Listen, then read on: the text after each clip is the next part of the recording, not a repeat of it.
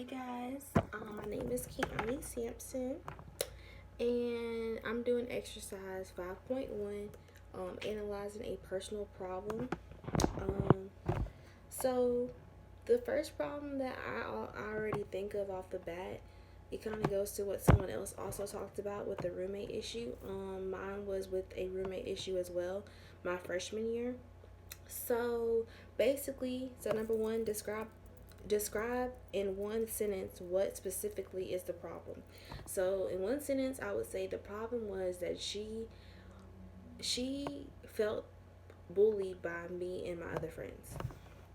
That's the one sentence. Now let's clear it up, okay? So number two, whom does the problem affect? It affected all of us in my whole suite. So basically, let me just break it down a little bit. She thought that me and my other roommate were bullying her because we got closer and we started to do things without her. But it wasn't intentional. It was basically like we just drew to each other. We had more in common, and we started to do things on our own without having to tell the whole group, "Hey, where we're at, what are we doing?" Because first of all, we're in college, we're grown. So if you want to hang out, just let us know. But we're not gonna sit here and hold your hand and say, "Come with us to the cab." Da da da da da. Like no, like you're not a child. You're an adult now. So that was really like the whole big thing, and it just blew up to something way bigger than it had to be. It really could have got solved, but honestly, I'm getting beside myself because I think that's at the bottom. But yeah, so anyways, let's go to number three. So how serious is the problem? Um, Either I think about it occasionally, it affects my relationships with others. I think about it often, it affects my job and school performance. I obsess over the problem and it affects my daily functioning. So I definitely would say one, I thought about it occasionally because it's over with now. Of course, I'm a junior now, but I think of it. I thought of it occasionally, and it affected our relationship with everyone because it was just like I'm living with this person, so I have to encounter them. I have to see them at least once a day.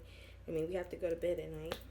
So yeah, it just was like irritating, so irritating. Like I don't wish that on nobody, okay? Like living with someone who doesn't like you or just has a problem with you is just so irritating because you're living with them, so you're wanting to be like, okay, we're in the same area, the same living corner, same living space, and we can't even speak.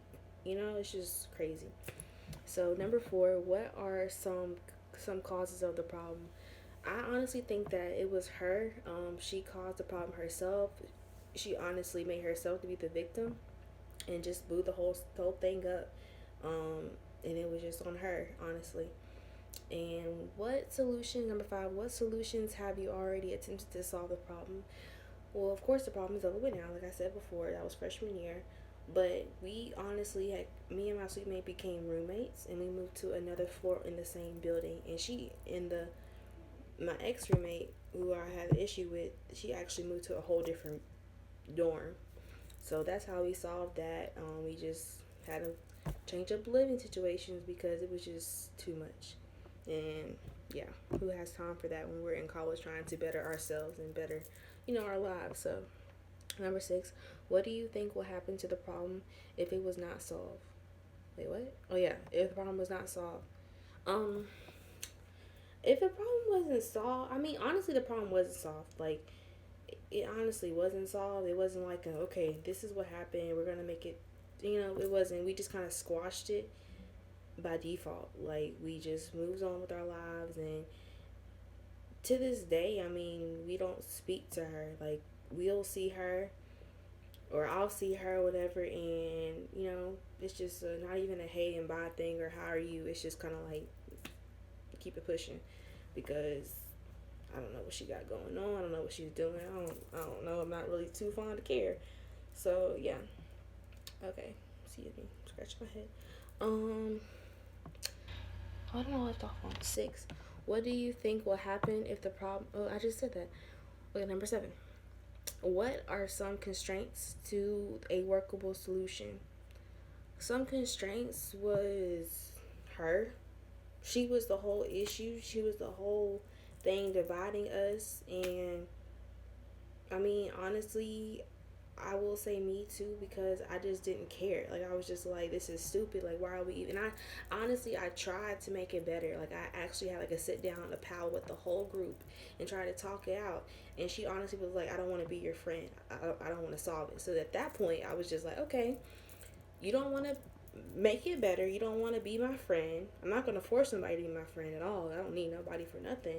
So I'm just going to move on. And it is what it is. Like, you are the one who you're the one who made this problem, and you're the one who's blocking it to be solved. So who can you blame? You can't blame me. You can't blame her. You can't blame our other sleep mate. So that was that. So yeah, I think that answered all the questions.